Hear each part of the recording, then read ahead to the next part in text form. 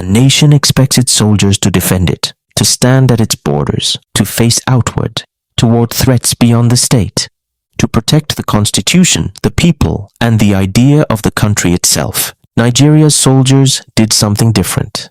They turned inward. They did not fight an invading army. They did not repel a foreign power. They did not defend the nation against collapse. They dismantled it from within. When soldiers kill their own government, something far deeper than leadership is destroyed. The social contract is shattered. Authority loses its moral foundation. And the idea of loyalty is rewritten in blood. This is not a story about rebellion against oppression. It is not a story of liberation. It is the story of how a nation's guardians became its executioners. To understand how this happened, we must first understand what the Nigerian military was meant to be and what it became.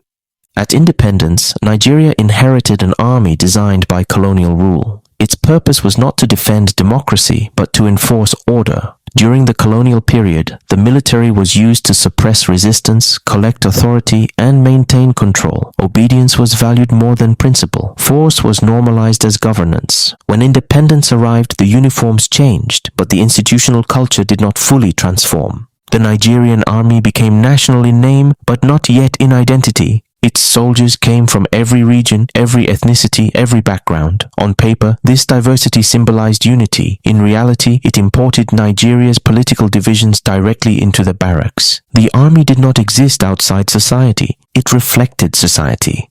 As civilian politics became more chaotic in the early 1960s, soldiers watched closely. They listened to radio debates. They read newspapers filled with accusations of corruption, election rigging, and ethnic favoritism. They saw politicians live comfortably while ordinary citizens struggled. Within the ranks, resentment grew. Young officers compared their discipline with civilian disorder. They compared their sacrifices with political excess. Slowly, quietly, a dangerous belief formed that the army was more capable of governing than the politicians. This belief was not unique to Nigeria. Across Africa, Asia, and Latin America, militaries in newly independent states were reaching similar conclusions. The idea of the corrective coup was becoming fashionable, a belief that soldiers could step in temporarily, clean up the system, and step back out. History would prove this belief to be one of the most destructive myths of the post-colonial era. But in Nigeria, the myth took root quickly. The army was structured around hierarchy and command. Orders were obeyed without debate. Problems were solved decisively. To soldiers, this seemed superior to the slow, messy compromise of civilian politics. What they failed to understand was that democracy is not meant to be efficient. It is meant to be legitimate. By 1965, Nigeria's civilian government was under intense strain. Regional elections had descended into violence. Political assassinations were whispered about. Confidence in civilian leadership was collapsing. But collapse is not death. Nigeria's political system was damaged, not finished. Reforms were still possible. Negotiation was still available. Elections, however flawed, remained the recognized path to authority. The military did not wait to see if the system could recover. Instead, some within the ranks began to see delay itself as betrayal. This is where the fatal transformation occurred. Soldiers stopped seeing themselves as servants of the state. They began to see themselves as judges of the state. And once a soldier believes he has the right to judge the government, the next step is inevitable: execution. The decision to overthrow a government is never purely institutional. It is personal, it is emotional, it is shaped by fear, pride, resentment, and ambition. The officers who would eventually strike believed they were acting in the national interest. They believed they were preventing chaos. They believed history would thank them, but they never asked a more important question. What happens to a nation when its protectors become its predators? The moment a soldier raises his weapon against his own government, the rules change forever. Power no longer flows from the people, it flows from whoever controls force. Authority becomes temporary, loyalty becomes conditional, and violence becomes precedent. Nigeria did not fully grasp this danger until it was too late. When the army intervened, it did not merely remove leaders. It dismantled the idea that civilian authority was sacred. It taught future generations that governments could be ended not by law, but by bullets. The soldiers who killed their own government believed they were saving Nigeria. What they actually did was teach Nigeria how to destroy itself. The tragedy is not that the army acted. The tragedy is that once it did, it could never truly return to the barracks. Because the first betrayal changes everything. After that, no government feels secure, no constitution feels permanent, no election feels final. The nation begins to live under an unspoken threat that force, not consent, is the ultimate authority. This is the story of how that threat was born, not in one dramatic moment, but through a slow erosion of boundaries, beliefs, and restraint. Nigeria did not fall to an external enemy. It was undone by those sworn to defend it. And once that line was crossed, the country would spend decades trying and often failing to draw it again. Every coup begins with a story. Not the one written later in textbooks or documentaries, but the story the plotters tell themselves while the plan is still secret, while the consequences are still abstract, and the blood has not yet been spilled. No soldier wakes up believing he is a villain. The men who decided to overthrow Nigeria's government did not see themselves as criminals. They did not imagine prison cells or firing squads. They imagined themselves as patriots standing at the edge of history, forced to act because no one else would. In their minds, they were not destroying democracy. They were rescuing the nation from it. This is the most dangerous illusion in political history. The belief that violence becomes moral when it is done in the name of order. Inside the military barracks of the early 1960s, conversations were changing. Officers no longer spoke only about drills or deployments. They spoke about politics, about corruption, about incompetence, about ethnic favoritism, about how the country was slipping. These conversations did not happen in public. They happened late at night, in mess halls, in quiet corners where frustration could speak freely. And frustration found agreement. Young officers believed they were watching Nigeria waste its independence. They compared the discipline of the army to the disorder of civilian rule. They saw politicians arguing endlessly while the country burned. They saw elections collapse into violence and courts overwhelmed by politics. To them, democracy looked weak. They mistook patience for failure. What they did not understand was that civilian politics is not meant to feel orderly. It is meant to absorb conflict without collapsing. Democracy is slow because it must carry many voices. Military rule feels efficient because it silences them. But efficiency is not legitimacy. Still, within the minds of the plotters, the narrative hardened. If civilians could not govern, soldiers must step in. Not forever, just long enough to fix things. This belief allowed them to cross a moral line without feeling its weight. Once soldiers believe intervention is temporary, they stop fearing permanence. Once they believe they are saviors, they stop seeing consequences. The plotters studied other coups around the world. They took lessons from events in Egypt, Pakistan, and other newly independent states where militaries had intervened. These examples were interpreted as proof that coups could succeed without destroying nations.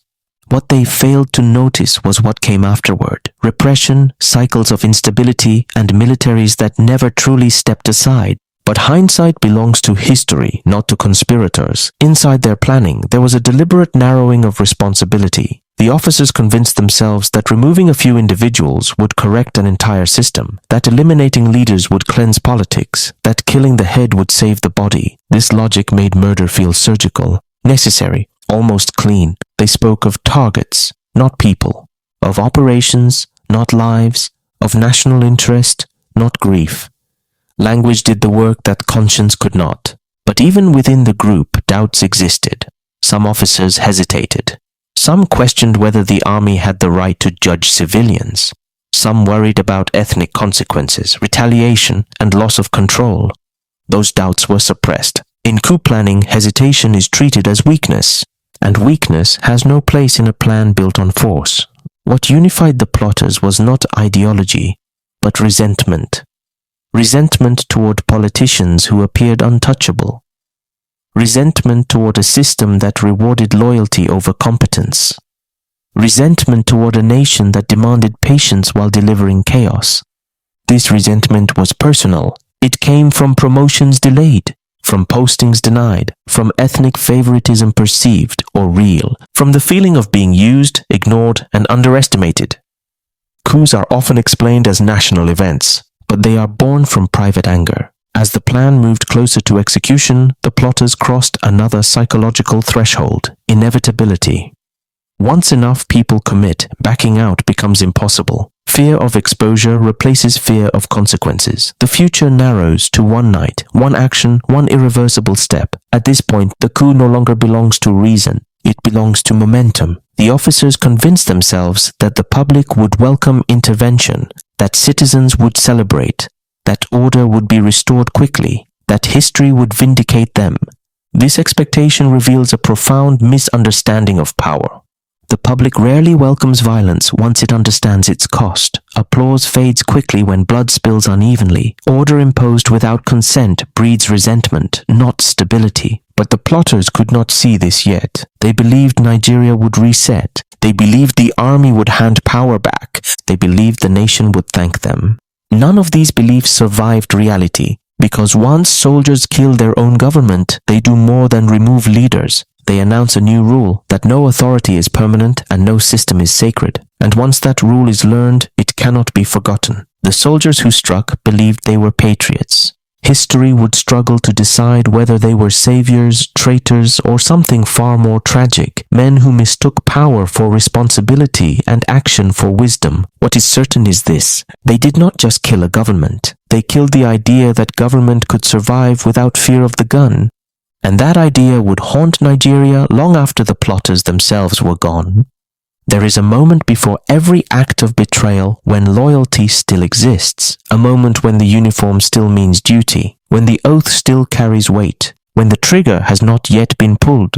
For Nigeria's soldiers, that moment ended quietly, without ceremony, without debate, and without regret.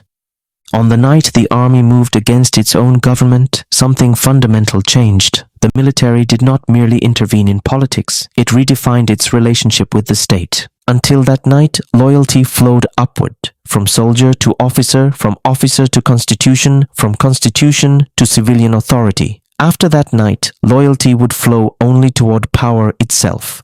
The plan unfolded under darkness, not because it required secrecy alone, but because daylight demands accountability. Night allows men to believe they are acting outside ordinary rules. Barracks that once echoed with routine orders became staging grounds for rebellion. Weapons meant for national defense were redistributed for domestic use. Communications were limited, fragmented, intentionally vague.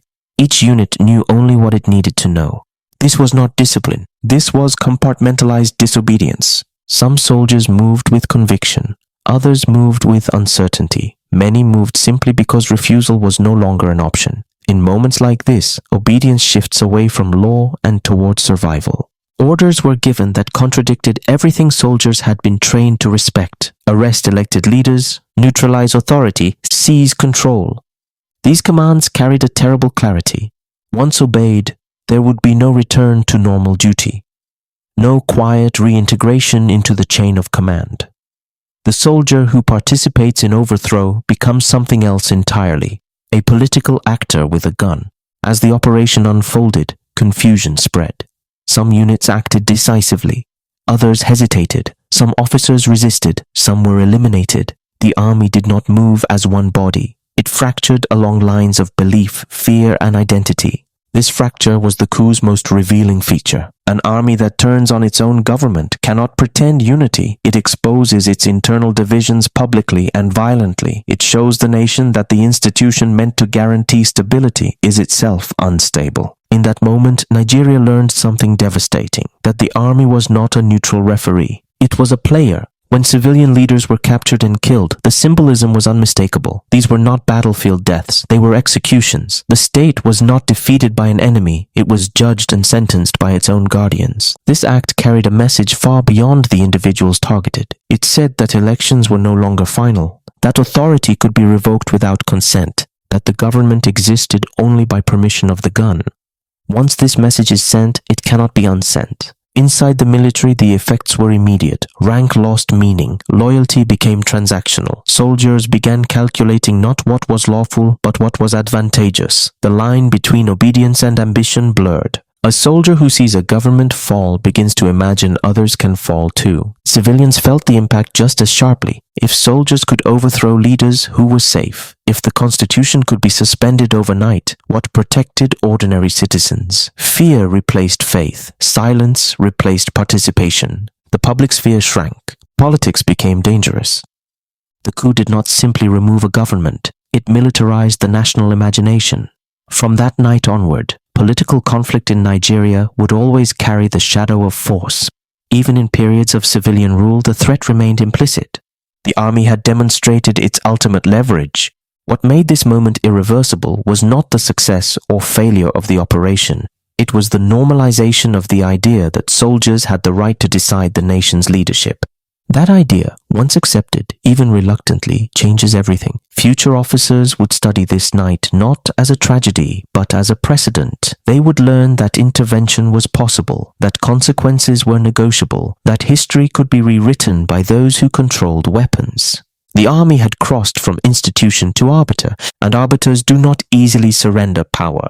For the soldiers involved, there was no collective reckoning, no moment of reflection where the magnitude of their actions fully settled. Events moved too quickly, power shifted, new orders replaced old ones. The machinery of control resumed under a different authority. But beneath the surface, something had broken. The bond between the military and civilian society, already fragile, collapsed. Soldiers were no longer seen solely as protectors. They were now potential rulers, potential threats, potential executioners of political will. The government that followed would rule in the long shadow of that night. Every decision would be made with awareness of the gun. Every disagreement would carry the possibility of force. Every failure would invite whispers of intervention. The army had not just chosen power over loyalty, it had taught the nation to expect betrayal as a political tool. And that lesson would shape Nigeria for decades. Because once soldiers learn they can rule, the hardest order to obey is the one that sends them back to the barracks. The coup was never supposed to last. That was the promise. The soldiers would step in, restore order,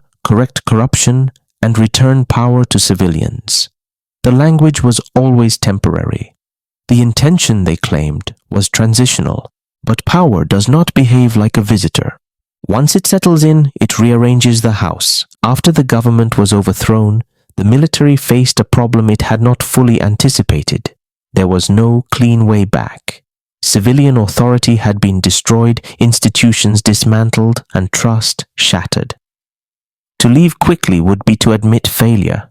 To stay became framed as responsibility. This is how intervention transforms into domination, not through grand ambition, but through incremental justification. The military began to govern by decree. Laws were suspended, rewritten, or ignored entirely. Decisions that once required debate were now issued as commands. The language of governance shifted from persuasion to instruction, and slowly Nigerians adapted. Fear enforces compliance faster than legitimacy ever could. Citizens learned to lower their voices. Journalists learned to self-censor. Politicians learned that survival depended on loyalty, not principle. The military did not need to announce dictatorship. It practiced it. Within the armed forces, the culture changed just as profoundly. Officers were no longer merely soldiers. They were administrators, judges, and politicians. Power brought privilege. Privilege bred competition. Competition bred conspiracy. The coup that was meant to end chaos became the template for future coups. Every military government created the conditions for the next one. Those who ruled by force could only be removed by force. This is the central paradox of military rule. It promises stability but guarantees instability.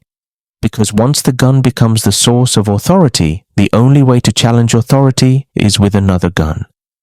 Nigeria entered a cycle. Each regime spoke of reform. Each promised discipline. Each justified repression as necessity, and each eventually fell to the same logic it had embraced. Civilian institutions were not allowed to mature. Parliaments were sidelined. Political parties were dissolved. Courts became cautious. The constitution became a document that existed only at the pleasure of the ruler. What emerged was not order, but suspended democracy. The military stayed not because it was loved, but because it had dismantled the alternatives. By the time voices began to demand a return to civilian rule, the cost of transition had grown enormous.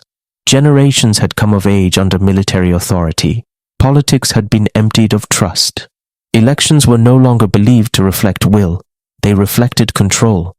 The longer the military ruled, the harder it became to leave. Because leaving meant accountability. It meant answering for executions without trials, for decrees without consent, for freedoms erased quietly, one order at a time. So the stay extended and extended again. The soldiers who killed their own government had not just taken power, they had redefined the rules of Nigerian politics. Civilian leaders who followed learned to govern defensively. They ruled with one eye on public opinion and the other on the barracks. Democracy returned eventually, but it returned damaged. Even under civilian rule, the military's shadow lingered. Politics remained militarized in language and posture. Power was treated as something to capture rather than serve.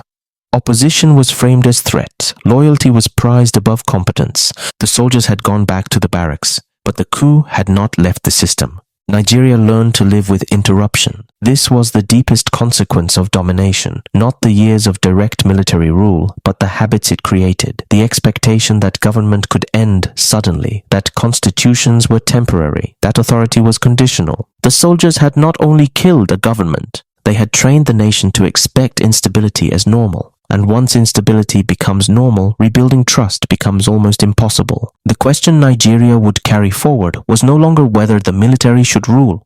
It was whether any system could rule without fear of force. That question remains unanswered. Nations learn from trauma, but they do not always learn the right lesson.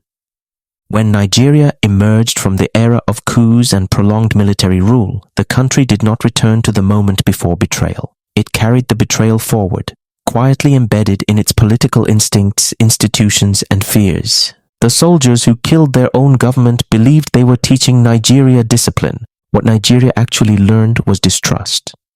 The most enduring legacy of military intervention was not uniforms in power, but uncertainty in governance. Authority became fragile. Leadership became temporary. Every government, civilian or military, ruled with the awareness that it could be ended suddenly. This awareness changed behavior. Civilian leaders governed cautiously, sometimes timidly, sometimes defensively. Decisions were made not only for public good, but for political survival. Compromise became dangerous. Reform became risky. Strong institutions, those that outlast individuals, were never fully allowed to take root. Because institutions require faith, and faith had been broken. The military too paid a price. Once seen as a professional defender of the nation, it became entangled in politics, corruption, and power struggles. Its internal cohesion weakened. Its moral authority diminished. The prestige of service eroded as the memory of coups overshadowed the mission of defense. The army had gained power, but lost innocence. Even after the return to civilian rule, the logic of the coup remained alive. Political language stayed combative. Opponents were treated as enemies. Elections were contested with suspicion. Victory was celebrated as conquest, not mandate. The gun no longer ruled openly, but it was never far away. The greatest tragedy is that Nigeria was not uniquely flawed. Many young nations faced similar challenges: corruption, ethnic tension, weak institutions, and economic pressure. What separated those that stabilized from those that struggled was not perfection, but patience. Nigeria was denied patience. The coup interrupted the slow, painful process through which democracies learn restraint. Mistakes that could have been corrected over time were instead frozen, distorted, and militarized. Problems that required dialogue were handed to force. And force is a poor teacher. The soldiers who killed their own government did not act alone. They were shaped by history, colonial legacy, political failure, and social frustration. But understanding their context does not absolve their actions, because intent does not erase consequence. Once the military crossed the line from protector to ruler, it taught a lesson that could not be unlearned, that power belongs to those willing to take it. That lesson echoes across generations. It echoes every time institutions are weakened instead of strengthened, every time elections are doubted, every time dialogue is abandoned for confrontation. Nigeria survived its coups, but survival is not healing. Healing requires honesty. It requires confronting the past, not as myth or justification, but as warning. It requires recognizing that the soldiers who killed their own government did not save the nation. They changed it in ways that still demand repair. The future Nigeria continues to seek will not be found in force, nostalgia, or denial. It will be found in rebuilding what was broken the night loyalty gave way to power, because a nation can survive betrayal. But it cannot thrive until it learns, truly learns, that the gun is not governance, and force is not legitimacy. That lesson, once ignored, must now be reclaimed.